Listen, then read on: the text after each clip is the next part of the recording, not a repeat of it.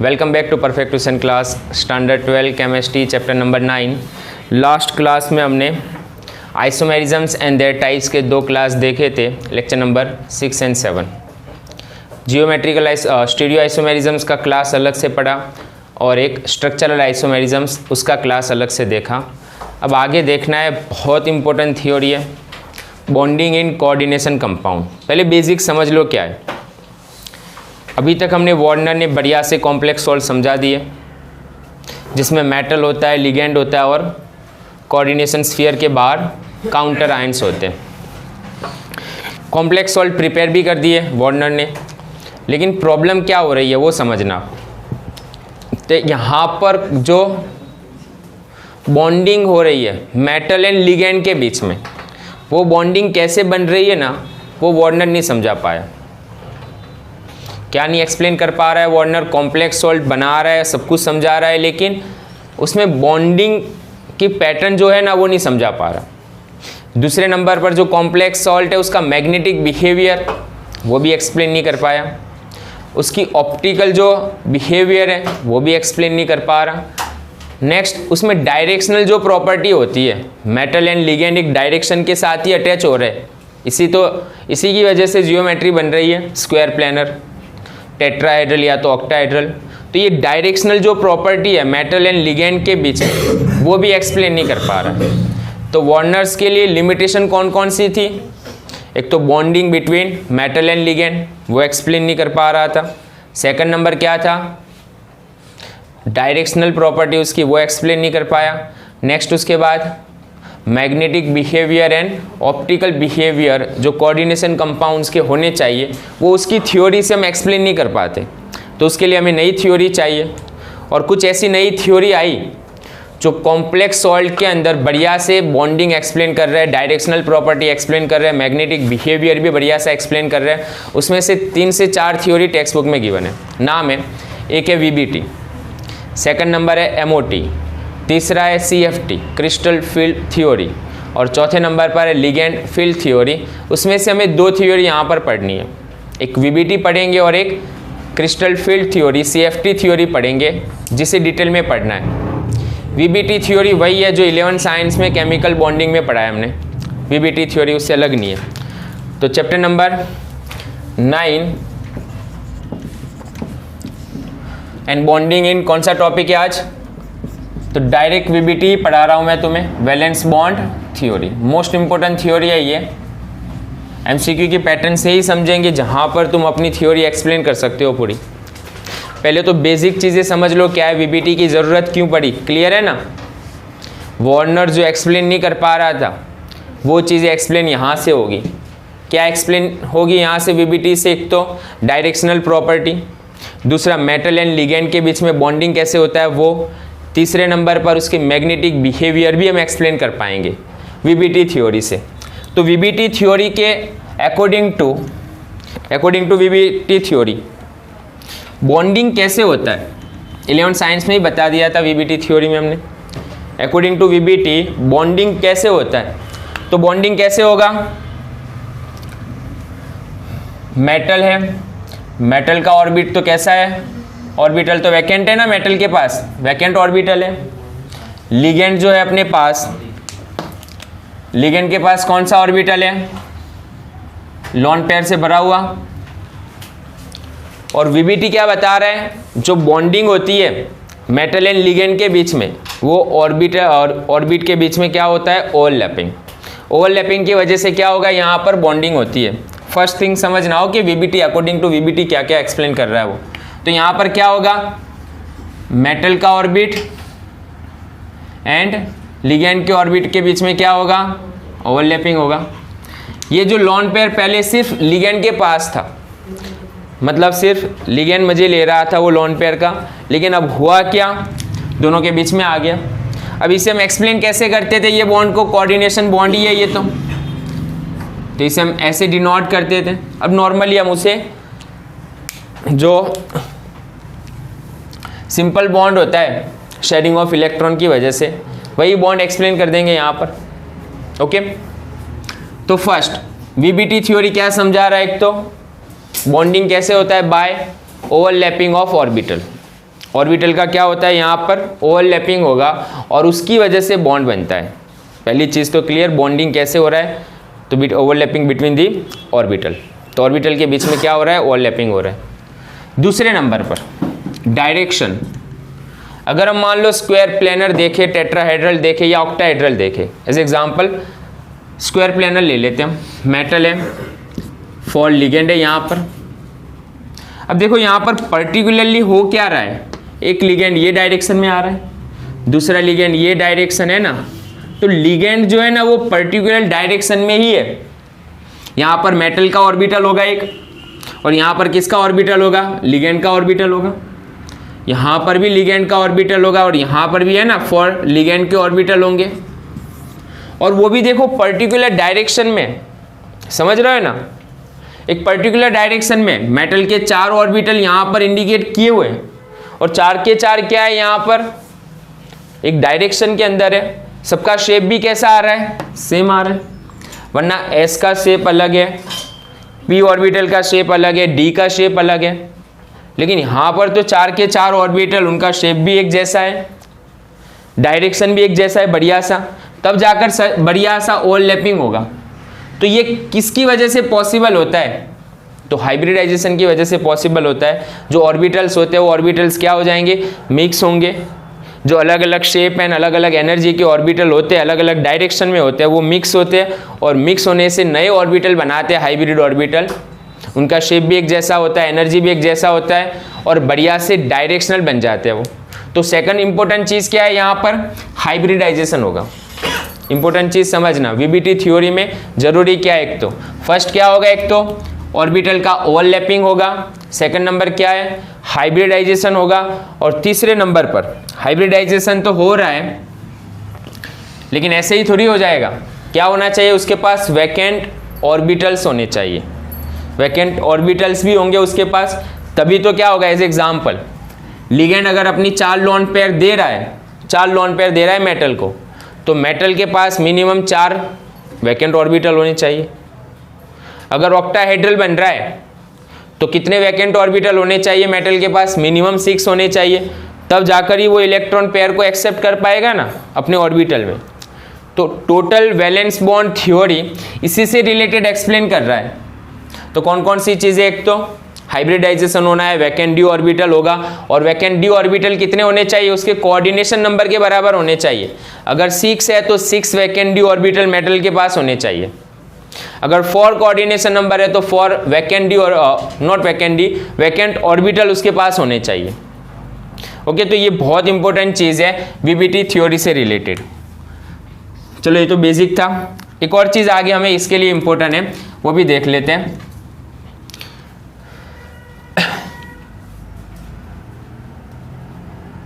Square जिसका coordination number 4 है, उसमें 2 पॉसिबिलिटी हमारे पास, या तो वो स्क्वायर प्लेनर होगी या तो टेट्राहेड्रल होगा। अब जो स्क्वायर प्लेनर है उसका हाइब्रिडाइजेशन कौन सा, वो प्रूव करेंगे हम यहाँ से। ओके, लेकिन उसका हाइब्रिडाइजेशन अभी से बता देता हूँ मैं, DsP2, जिसमें हाइब्रिडाइजेशन हमें कौन सा मिल रहा है, DsP2 मिल रहा है।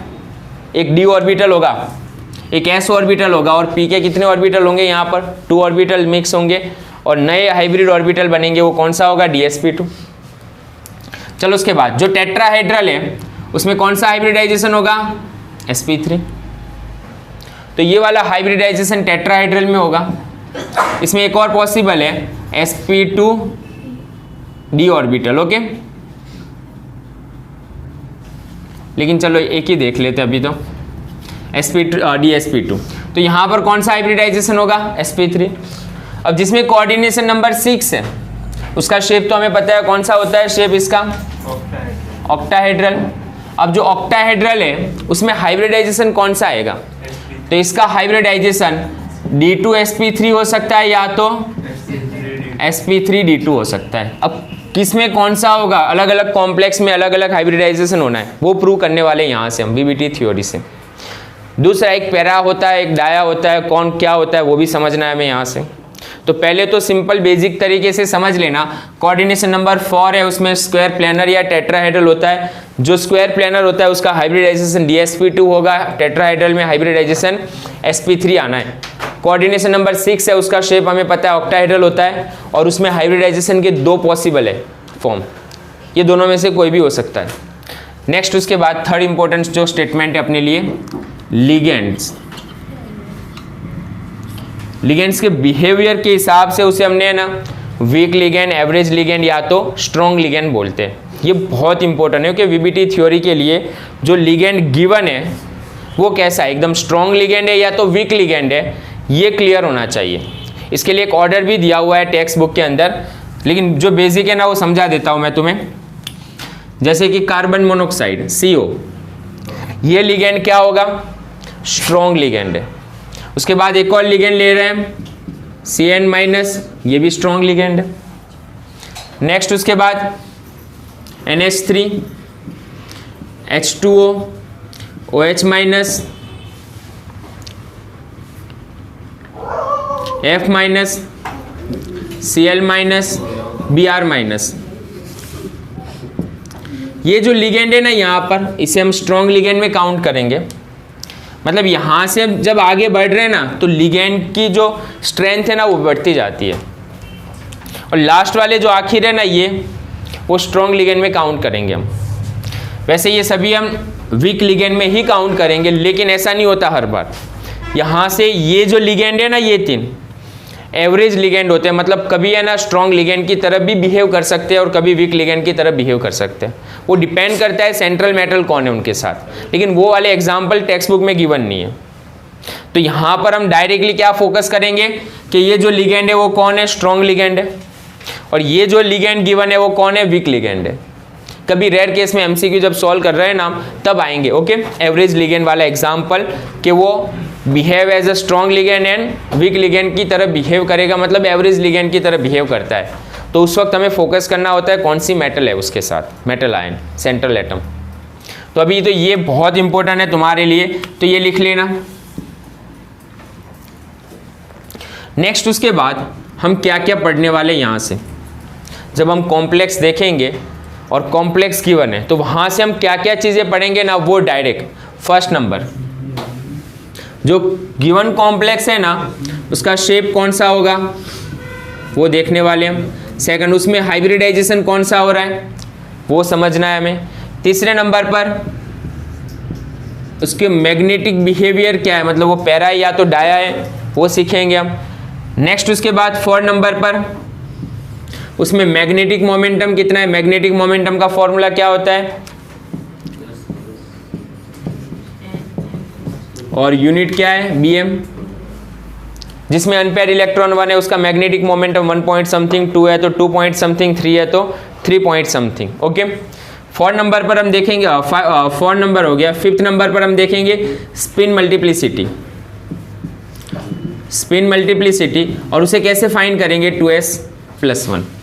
S क्या होता है, स्पिन मल्टीप्लिसिटी 11th में पढ़ा है। अगर एक अनपेयर इलेक्ट्रॉन है तो स्पिन कितना होता है उसका, +1/2 है ना।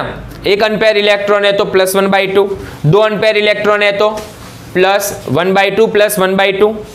तो ये क्लियर होना चाहिए 11th के अंदर जो पढ़ाया तुमने, स्पिन वैल्यू कितनी होती है वो। तो एक अनपेयर इलेक्ट्रॉन की वैल्यू कितनी होती थी, 1/2 होती थी। उसके हिसाब से हम कैलकुलेट करेंगे 2s+1, तो स्पिन मल्टीप्लिसिटी। तो ये 5 चीज़ हम यहाँ से पढ़ने वाले हैं, और एग्जाम में जो क्वेश्चन बनते हैं ना इसी से रिलेटेड बनते हैं। गिवन कॉम्प्लेक्स है वो तुम्हें पूछेंगे इसका शेप क्या है, इसका हाइब्रिडाइजेशन क्या है, मैग्नेटिक बिहेवियर क्या है, या मैग्नेटिक मोमेंटम कितना है, ओके। यहाँ से ही एक चीज़ स्पिन वैल्यू है ना, स्पिन मल्टीप्लिसिटी, वहाँ से एक और चीज़ गिवन है। अगर स्पिन मल्टीप्लिसिटी कम है तो हम उसे क्या बोलेंगे, लो स्पिन कॉम्प्लेक्स है वो, और स्पिन मल्टीप्लिसिटी ज़्यादा है तो उसे हम क्या बोलने वाले हैं, हाई स्पिन कॉम्प्लेक्स बोलने वाले हैं। तो लो स्पिन कॉम्प्लेक्स हो सकते हैं या तो हाई स्पिन कॉम्प्लेक्स हो सकते हैं, इनर ऑर्बिटल होगा या तो आउटर ऑर्बिटल होगा।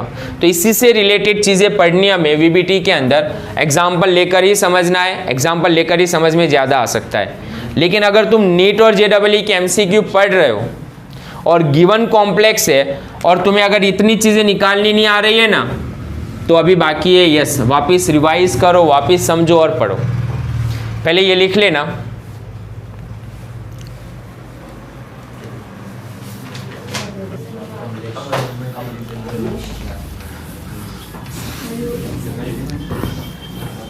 ये चीज़ें याद रखना हो कि और लिगेंड की स्ट्रेंथ याद रखना, strong ligand and weak ligand. चलो एक एग्जांपल लेकर समझने की ट्राई कर रहे हैं। क्वेश्चन देखना क्या है, एक कॉम्प्लेक्स है यहां पर CO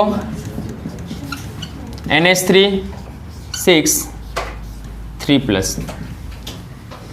एक और कॉम्प्लेक्स ले लेते हैं हम यहां पर इसी की कंपेयर में, CO F6 3-। चलो दोनों में सिमिलैरिटी क्या है वो आइडेंटिफाई करो। दोनों में कोऑर्डिनेशन नंबर 6 है, दोनों कौन से है 6 कोऑर्डिनेशन नंबर वाले कंपाउंड्स है ना। इसका भी कोऑर्डिनेशन नंबर 6 है, इसका भी कोऑर्डिनेशन नंबर 6 है। सेकंड, क्या सिमिलैरिटी होगी दोनों में, अगर कोऑर्डिनेशन नंबर 6 है तो दोनों ऑक्टाहेड्रल है, लेकिन एक का हाइब्रिडाइजेशन अलग है और दूसरे का हाइब्रिडाइजेशन अलग है। तीसरा, एक पैरामैग्नेटिक है और एक डायामैग्नेटिक है। अब किसका कौन सा हाइब्रिडाइजेशन है वो समझना है हमें।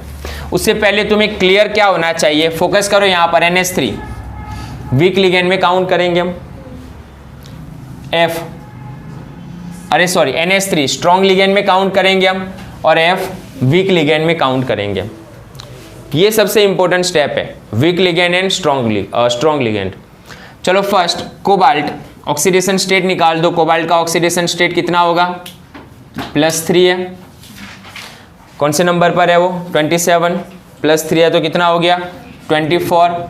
इलेक्ट्रॉनिक कॉन्फ़िगरेशन आर्गॉन, देन क्या होगा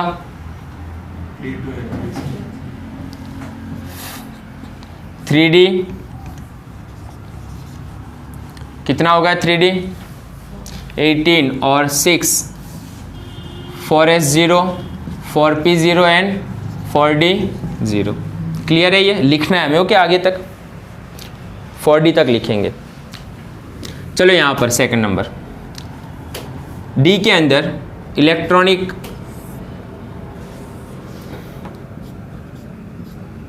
कॉन्फ़िगरेशन इंडिकेट करेंगे हम। टोटल 6 है और क्लियर है तुम्हें ओके, रूल्स तो 6 आ गए यहाँ पर।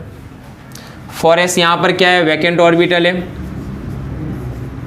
pb क्या है यहाँ पर, वैकेंट ऑर्बिटल है। और db क्या है यहाँ पर, वैकेंट ऑर्बिटल है। क्लियर।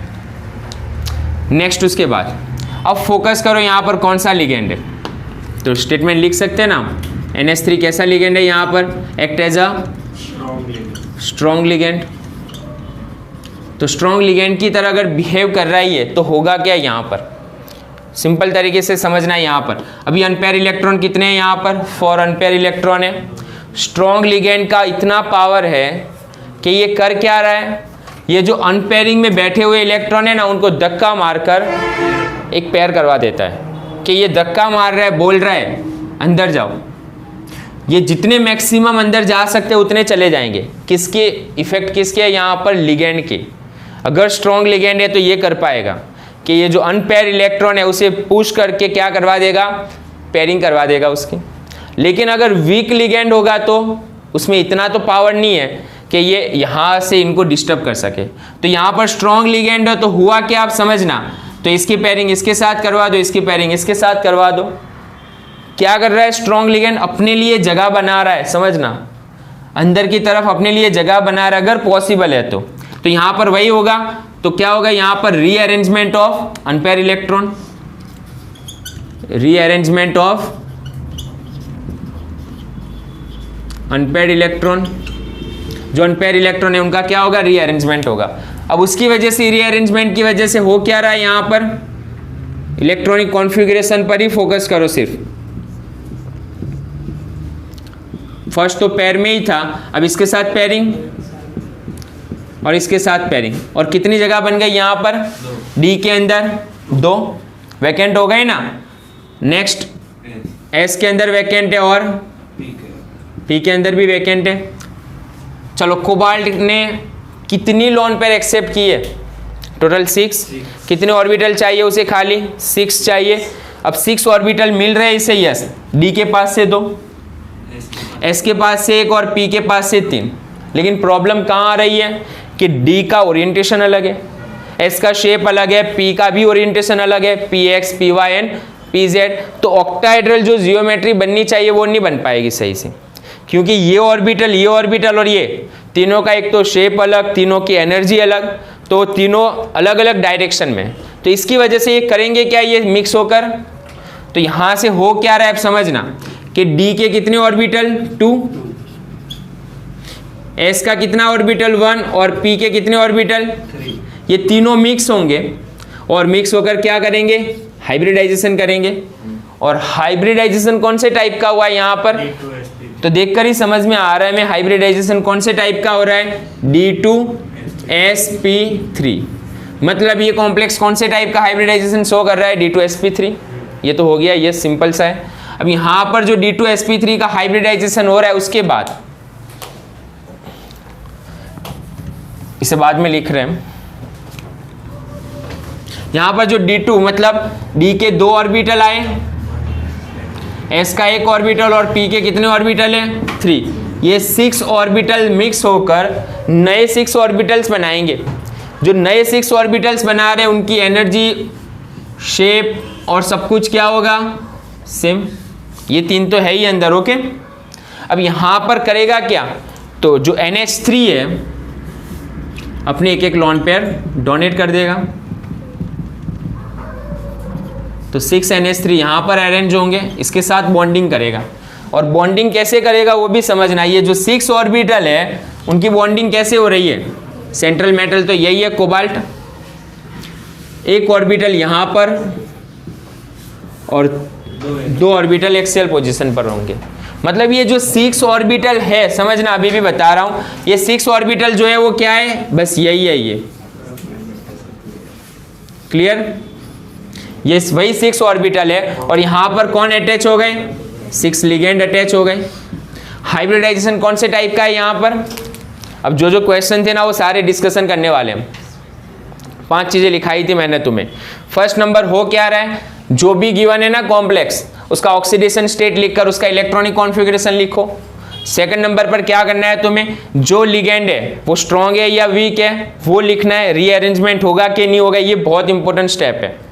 उसके बाद अगर रीअरेंजमेंट पॉसिबल है तो रीअरेंज करवा कर इसे कितने अनपेयर वैकेंट ऑर्बिटल चाहिए उसके लिए उतनी जगह बनाओ। तो यहाँ पर 6 ऑर्बिटल की वैकेंट पोजीशन चाहिए थी, वो बना ली, और उनको मिक्स करो, हाइब्रिड करो और नए उतने ही ऑर्बिट बनाओ जितनी उसे रिक्वायरमेंट है, और वही उसका हाइब्रिडाइजेशन है। शेप लिखो, हो गया, यही लिखना है तुम्हें, पहले ये लिख लेना। उसके बाद आगे क्या कौन कौन से पॉइंट डिस्कशन करने वाले अब वो देखना इसी से रिलेटेड। चलो फर्स्ट नंबर, हाइब्रिडाइजेशन कौन सा है ये कंपाउंड का, D2sp3। सेकंड नंबर, शेप कौन सा है इसका, ऑक्टाहेड्रल।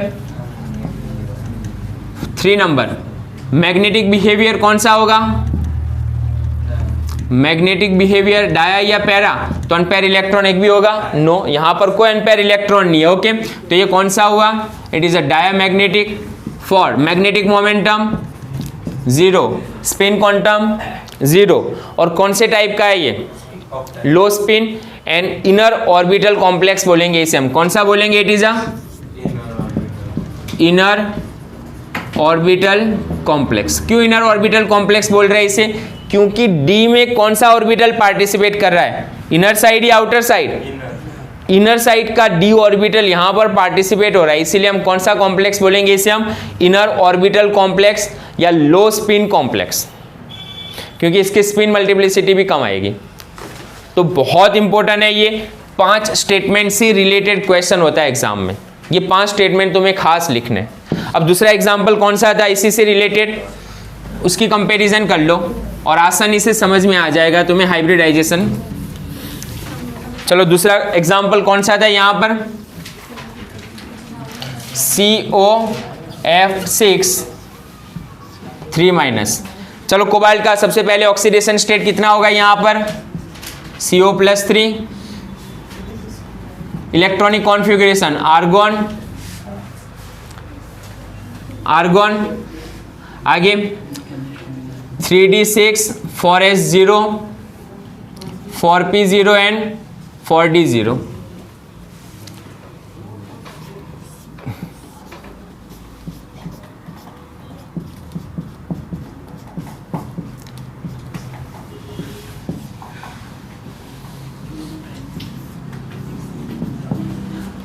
डी की जरूरत पड़ेगी इस बार, ओके।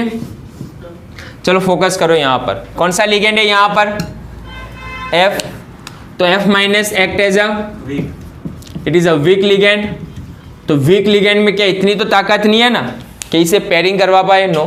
तो वीक लिगेंड है, इतना पावरफुल नहीं है कि इसे ये पेयरिंग करके अपनी जगह बना ले अंदर। तो यहाँ पर रीअरेंजमेंट होगा अनपेयर इलेक्ट्रॉन का, सो नो रीअरेंजमेंट। अब रीअरेंजमेंट नहीं होगा मतलब ये ऑर्बिटल तो पार्टिसिपेट नहीं करने वाले। चाहिए कितने इसे ऑर्बिटल, टोटल 6 वैकेंट ऑर्बिटल चाहिए। तो कौन से ऑर्बिटल को यूज करेगा, तो एक तो S, P और D। S का एक ऑर्बिटल, P के 3 ऑर्बिटल और D के कितने ऑर्बिटल चाहिए, उसे 6 करने के लिए 2 चाहिए। तो यहाँ पर कौन कौन से ऑर्बिटल मिक्स होंगे, फोकस करना है यहाँ पर। 1 ऑर्बिटल किसका, 4s का, +3 किसके ऑर्बिटल, 4p के, और 2 कौन से ऑर्बिटल, 4d के। टोटल 6 ऑर्बिटल से ये मिक्स होंगे, मिक्स होने से नए हाइब्रिड ऑर्बिटल बनेंगे। नए हाइब्रिड ऑर्बिटल कितने बनेंगे, 6 हो गए ना, 6 ऑर्बिटल। आगे जो है वो तो वैसे ही लिखना है तुम्हें, उसमें कुछ नहीं हो रहा।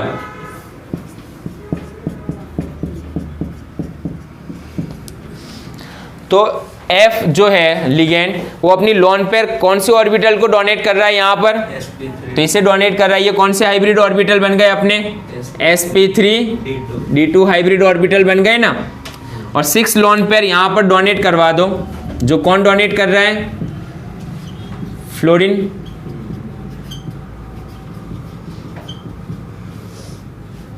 क्लियर, हाँ। अब ये जो 6 ऑर्बिटल है, किसके है ये 6 ऑर्बिटल, कोबाल्ट के। पहले डिफरेंट ओरिएंटेशन में थे, लेकिन जब हाइब्रिडाइजेशन हो गया तो शेप भी एक जैसा हो गया और सही से ओरिएंटेशन में अरेंज हो गए। कौन से ओरिएंटेशन में, ऑक्टाहेड्रल फॉर्म में। और ऑक्टाहेड्रल में जब अरेंज हो गए तो ऑक्टाहेड्रल शेप बन ही जाएगा यहाँ पर। चलो यही सारे पॉइंट्स वापस डिस्कस करो यहाँ पर। फर्स्ट नंबर हाइब्रिडाइजेशन कौन सा होगा, sp3d2। सेकंड नंबर शेप कौन सा, तो सेम वो तो ऑक्टाहेड्रल ही है। थर्ड नंबर मैग्नेटिक बिहेवियर, तो इट इज अ पैरामैग्नेटिक, क्योंकि 4 अनपेयर इलेक्ट्रॉन है। अगर पैरामैग्नेटिक है तो मैग्नेटिक मोमेंटम कितना आएगा इसका, 4 पॉइंट समथिंग है ना। फॉर्मूला में n की जगह पर क्या लिख लेना है तुम्हें, n+2, तो n की जगह पर 4 पुट कर दो तो 4.9 समथिंग आएगा यहाँ पर bm। नेक्स्ट उसके बाद फोर्थ नंबर कौन से ऑर्बिटल है, ये कौन से कॉम्प्लेक्स है, आउटर ऑर्बिटल, तो it is a outer orbital complex. क्यों आउटर ऑर्बिटल कॉम्प्लेक्स है, क्योंकि d के कौन से ऑर्बिट पार्टिसिपेट कर रहे हैं, आउटर साइड के। So it is a outer orbital complex है ये। तो ये था कोऑर्डिनेशन नंबर 6 से रिलेटेड। इसी तरह क्या होगा, कोऑर्डिनेशन नंबर 4 से रिलेटेड है। फोकस वही करना है तुम्हें। डायरेक्ट फोकस कहाँ पर करोगे, लिगेंड जो है वो स्ट्रॉन्ग है या वीक है। अगर स्ट्रॉन्ग लिगेंड है तो क्या करोगे, रीअरेंज करवाओगे जितने मैक्सिमम है उतने। लेकिन अगर वीक लिगेंड है तो वो रीअरेंज नहीं कर पाएगा अनपेयर इलेक्ट्रॉन का, और उसी के हिसाब से एक्सप्लेन करोगे ये आंसर। 4 मार्क्स के लिए मोस्ट इंपॉर्टेंट पैटर्न यही है लिखने की। कोबाल्ट सबसे पहले लिख लो, उसका ऑक्सीडेशन स्टेट और उसका इलेक्ट्रॉनिक कॉन्फ़िगरेशन। सेकंड नंबर ये फॉर्म लिखना जरूरी। उसके बाद देखो लिगेंड जो है अगर वीक है तो रीअरेंज की ज़रूरत ही नहीं है कुछ। नेक्स्ट उसके बाद वैकेंट ऑर्बिटल जो ज़रूरत है ना, वो वैकेंट ऑर्बिटल को हाइब्रिड करवाओ। यहाँ पर 6 चाहिए थे हमें, तो यहाँ से हमने 6 ऑर्बिटल लिए। अगर 3 चाहिए होते तो एक s का ऑर्बिटल होता और 3 p के होते तो sp3 हो जाता। समझ रहे हो ना। तो sp3 इस तरह बनेगा। तो जो ऑर्बिटल की रिक्वायरमेंट है उसे हाइब्रिड करवाकर उसमें जो अपना लिगेंड है उसकी लोन पेयर डोनेट करवाएंगे हम। और लास्ट में ये 4 स्टेटमेंट तो कंपलसरी तुम्हें मेंशन करने हैं। नीट JEE में क्वेश्चन यही होता है, हाइब्रिडाइजेशन फाइंड करो, इसका कौन सा है शेप, तो चलो जनरली सिंपल है। मैग्नेटिक बिहेवियर पूछेंगे तुम्हें इसका, और अगर मैग्नेटिक बिहेवियर है तो क्या होगा, मैग्नेटिक मोमेंटम फाइंड करो, और कौन सा कॉम्प्लेक्स है ये, इनर या आउटर, ये भी पूछ लेते हैं। तो बहुत सिंपल क्वेश्चन है, कंपेयर करके ही लिखने की ट्राई करो तो आसानी से और समझ में आएगा तुम्हें। तो लिख लेना ये।